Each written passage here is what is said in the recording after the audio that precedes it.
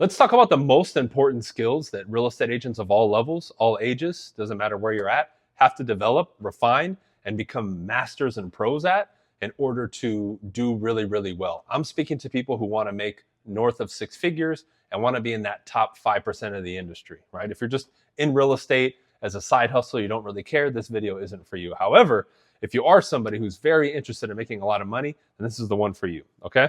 I dropped a free bonus here in the description. The first one, the sales quiz, make sure you take that. It's going to give you a lot of really advanced lines and language patterns that's going to be fit and catered towards your specific sales type. Highly recommend you check it out. I just created it recently. Let's go over the skills. Number one, you need to become a master appointment setter. It's one thing to prospect, it's another thing to have the conversation, but the skill, right? There's many skills there, but the first one that I really want to hone in on is you have to become a master at taking somebody from maybe, or maybe not right now, or I'm thinking about it, to getting to commit to put a date on the calendar and meet with you now, today, tomorrow, next week, or in a month. You need to become a master persuader and a master appointment setter. Now, this is a skill set that you need to create that's very robust, and it's going to take a lot of work.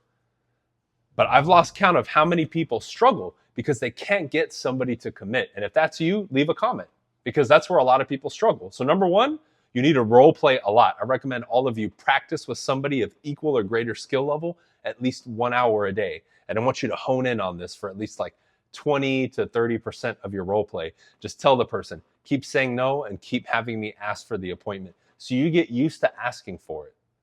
When you role play more, you'll get more comfortable, because then you'll develop a skill set. How do you develop the skill set? Well, you don't just ask once. We know from statistics, on average, you're going to ask 3, 4, 5, 6 times before somebody says yes. And if you throw in the towel after 1 or 2, or you don't have the skill set to develop, well, there you go. Another one is you need to get better at asking the questions, because that ties in directly to appointment setting. Remember the question game that I gave you, where you sit with a partner and you ask a question, then they ask a question, and you go back and forth? That's version 1. Version 2 is you ask a question, they answer it, and then they immediately ask you another question. Then you answer it, then you immediately ask them another question. And you go in both versions until somebody takes longer than like 2 or 3 seconds. Then they lose because they took too long, right? That's going to get you in that mode of being better at thinking in the moment. Because many times we have that slow reflex because you're not comfortable and you haven't developed the skill set in order to, and the poise to, in that moment, continue to ask or not get so flustered that your conscious mind shuts off. So you have the role play, right? You have the question game. What are some of the things we can do to become a better appointment setter? Ask yourself in that moment, is yes still possible? Is yes still possible? I want you to drop that as a comment so you remember it. Is yes still possible? If it is, ask again. Why? How many times have you guys talked to somebody initially and then every subsequent conversation, it's not the same, they're in a different emotional mood, and it gets increasingly more difficult for you to nail them down because you didn't capitalize on the first opportunity. The moment you get somebody to commit to an appointment, it shifts your dynamic immensely. Now they've given you commitment. Not only it's going to open up more trust, they're going to divulge more information, they're going to be a hell of a lot more cooperative with you, and it's going to make the sale that much better. However, as an agent, as a salesperson, you need to be able to develop that skill set of being a master appointment setter. So you have the role play, the question game, right? What are some other things I can give you with appointment setting? Well, I would say this: learn 10, 15, 20 different ways to ask for the appointment, right? And within that, be very particular about the words that you use. Very rarely am I going to use the word appointment. I usually say meeting, get together, conversation. I love to share some things with you, right? A meeting of the minds, right? Different ways of saying it. I very rarely say appointment because I know appointment to some people can trigger something negative in their mind, like a sales block, right? Same thing with list your house, right? And some things like that. I never say that. I say help you move. So those are some little details I can throw in that'll help you too. That sales quiz that I mentioned earlier focuses on stuff like this, and it's really, really good. So again, make sure that you do it. I think it's the first link in the description, along with other stuff that I offer. All right. So being the master appointment setter. Number 2 is you need to become a master collector of information. One of the things that I instill in my team and in my closest students is the ability to, when they meet somebody, whether they're interested now or not, to capture their information and add them to their CRM and their database. I'm talking these people. It's funny. The lightning, thunder just went off and some guy flinched. It's pretty funny. What they're doing on a typical day, right? And you can comment below how many you get. My coaching members will talk to 30, 40, 50 people a day. Same thing with my team members. On average, most of them that are good now, they're getting 5, 6, 7, 10 people's contact information every day. So some of them, 1 out of every 2 or 3 people that they're talking to, they're collecting their information. Why? Your database. When you start marketing to it, that's one of the hedges that you have against technology and all this other stuff. Because you're building a professional relationship with those people. They've met you. Now they're getting to know your brand. You're touching them. You're calling them. You're sending stuff in the mail. You're shooting them emails. You're sending them videos. They're being invited to your events and the things that you do. You're now building a professional relationship and branding yourself as the realtor to these people.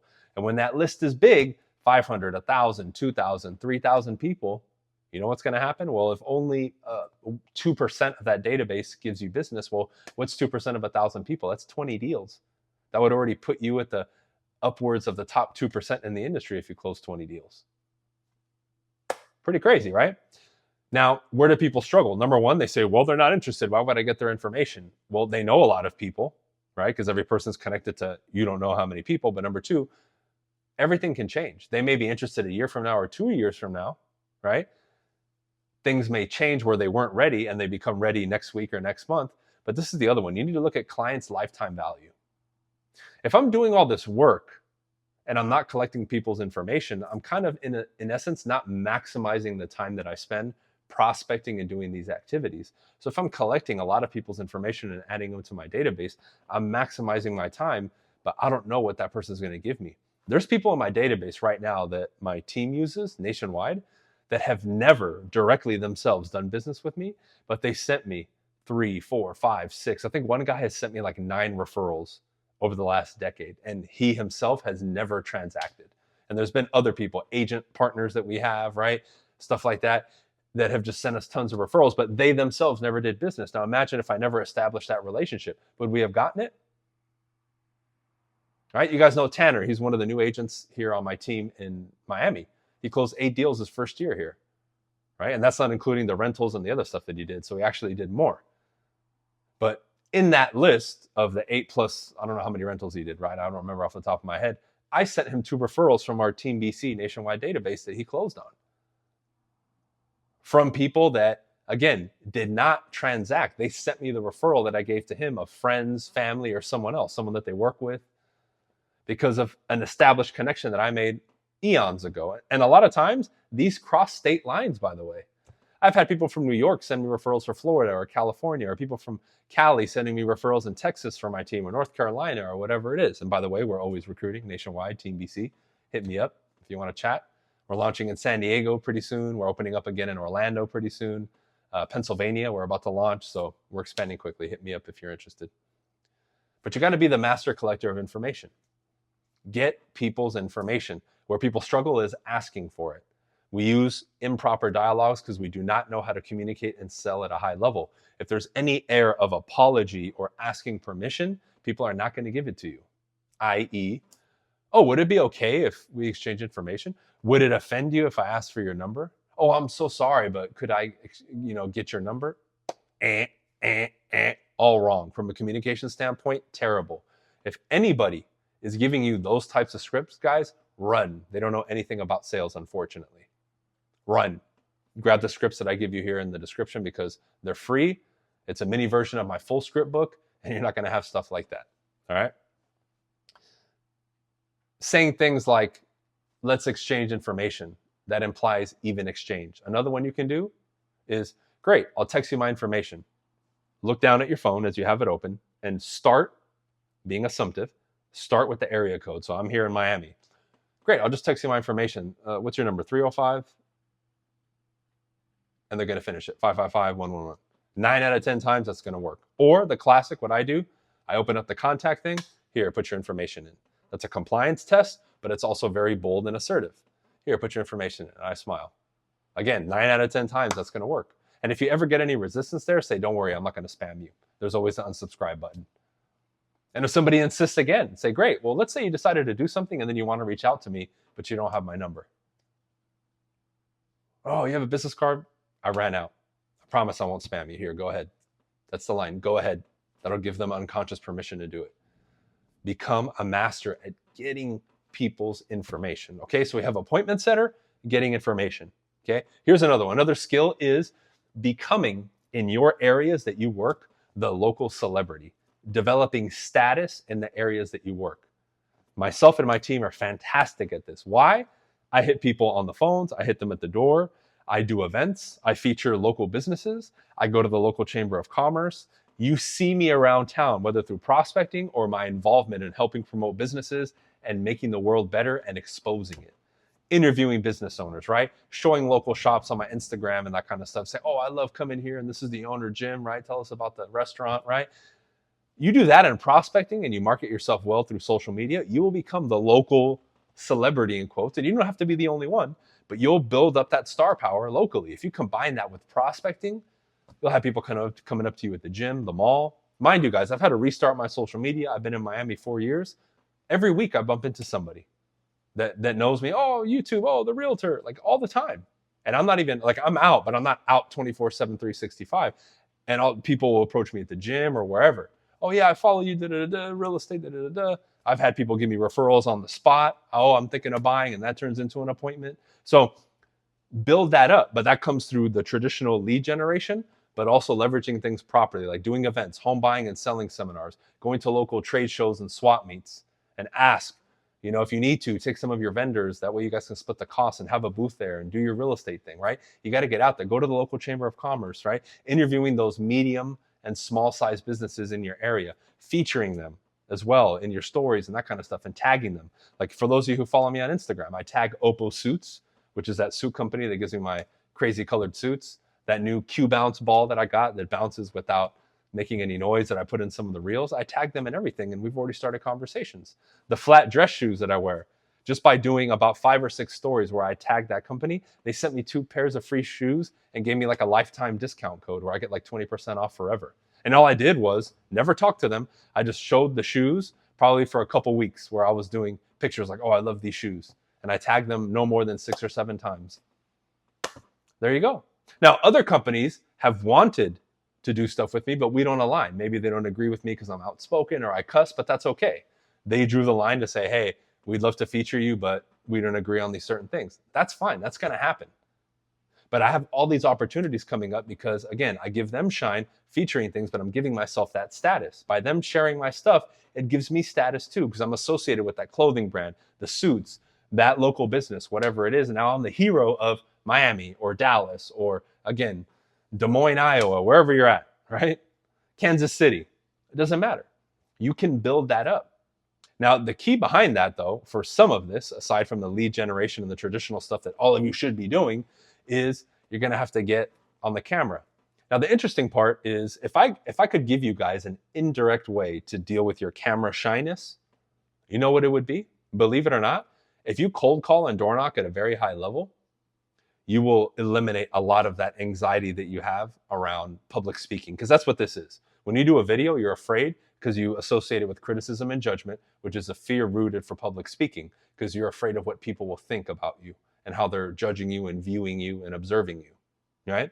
But if you put yourself through enough cold calling and door knocking, I'm telling you, even though you're not directly handling this, and there's a lot of deeper mental work that we can do, it will help you tremendously. There's so many people who have gotten to commit to door knocking, calling, and doing the traditional lead generation that after a while, they tell me, man, it's so much easier to do videos now because I'm not worried and I'm a lot more confident. Exactly. On top of all the other stuff that we'll do to help them. The second thing you can do is get used to being on camera. Even if you're not shooting the videos like me where I just turn it on and talk, jump on other people's calls. Maybe stream your role plays live to your audience, right? That way the camera's there, you're not looking at it, but it's you and somebody else. So you feel a little bit more comfortable, even if you feel nervous. But you got to get that out of your system, right? If you guys are really nervous when you go live, when you do your original lives until you get comfortable, have some material that you're going to talk about versus just doing what I do where I go live and I take questions or I invite people on. Just go live. Just go live and have your little sheet and say, hey guys, I'm going on live today. We're going to do a market update. We're going to talk about XYZ, ABC, whatever it is. Okay, so we're 15 minutes in and I've given you 3 points. All right. Number four is this. I don't care how the market is. I don't care what people tell you. You need to focus 90% of your efforts on becoming a listing agent. That's what I build and that's what I breed. Me, my coaching team, BC, that's what we do. Do we neglect buyers? No, we still work with buyers and we close a lot of buyer deals, but our main focus is listings. If you want to last in this business and grow and have a life and make a lot of money, you become a listing agent. It's tougher than being a buyer's agent. It requires a skill set, systems, and a lot, which is why people want to go the route of going with buyers because it's easier. Listing agents are the employers in the industry. Commit to that. You become a listing agent, you'll have a lot more swag. You're going to do a lot more business. You're going to be able to handle a lot more business. You'll have a life and you'll actually be able to scale. It's much more difficult to scale with buyers than it is with listings. You could have 6, 7, 8, 10 listings and not work on the weekends. Can't do that with buyers, right? Now, some people will say, well, if you have that many listings, we can set stuff up. Because if you have that many listings and you're making money, I could help you set up the system so you don't have to work on the weekends and it's not a problem. But you've got to champion being a listing agent, because what's tied with that you're going to find in 99.9% of listing agents is that they prospect and they work hard. Because this last piece that I want to add is kind of like a general piece, but I want to make it known. And I'm going to give you a bonus one at the end for those of you who really stuck around. Even though you may not do it forever, you really have to embrace the traditional stuff because it's rooted in the development of your confidence, communication, and your ability to sell, which is strictly communication. Forget sales, because that's a buzzword to people. Let's talk communication.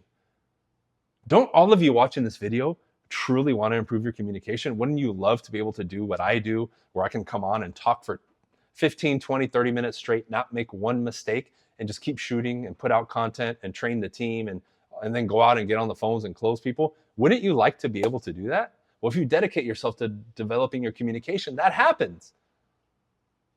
You'll build more confidence, your self-esteem will improve, your self-image will improve, how you view yourself, how you carry yourself in public is going to improve. You're going to have a smile on your face more. You're going to be a lot more optimistic in life. Now, the actual work of communication can be grueling at times, but the people who are going to thrive online in sales and real estate moving forward are going to be the top-notch salespeople. The people who know how to communicate. You'll be able to tell stories. You'll be able to create deeper connections and friendships and relationships with people because of the way that you communicate. I have people in my coaching program who aren't even affiliated with real estate or sales, who just want to become better communicators for whatever reason. They're in different industries, or again, they're not in sales or real estate at all, but they're like, dude, there's just something unique about what you teach, and I've never heard somebody talk about communication like you, and I know I need to learn it for, whatever it is that they want, public speaking, whatever. Now, how many people do you know who focus on sales and are in the niche like me of like real estate, who have students outside of their field in their coaching? I think that says a lot. Part of it is my dedication. The other part is they see the value in it. But you really got to do that, all right? I have a ton of free resources. All this stuff is on my website too if you want to check it out. All the prices, everything is there, full transparency. But here's the last one that I want to tie the bow on this video with. If you're an agent watching this, you need to stop glorifying the exception to the rule and thinking that cancels everything out. Because I hear it all the time. Well, bro, I know one guy who makes $150K and he doesn't do anything that you say. Cool. You met the exception to the rule. Congratulations. So you're going to throw everything away and think you're going to hit the lotto like him? Does it negate everything I say? Because there's one guy or two guys that make all the money and don't do anything that I say. Again, if we look at that logically, would that be a wise choice? Somebody wins the lotto every couple months and hits 100 million. Would it be wise for you to spend all your money on lotto tickets? No. But we do that. You might like what I have to say. You may want to commit. But then Sally or whoever it is on TikTok sells you some BS. Oh man, but she made a lot of money. She didn't have to work hard like BC said. Oh, I'm going to listen to her. People aren't dumb when they market to you. They're taking advantage of you. You know how many times I've heard from people, oh, I signed up for this coaching and this course and it was a scam. I get it. But again, it came to this. Part of it was your fault because you thought the exception to the rule, oh, I can cheat the code. You're not going to cheat it, dude. Respect it and it will respect you. That's why I've been around for so long. They've canceled me, thrashed all my social media. I'm starting over, as you're seeing now. We barely have 1,000 subscribers, and I used to have 200,000 subscribers on my original channel fucking 5 years ago, almost 6 years ago. Probably 6 years ago now, really.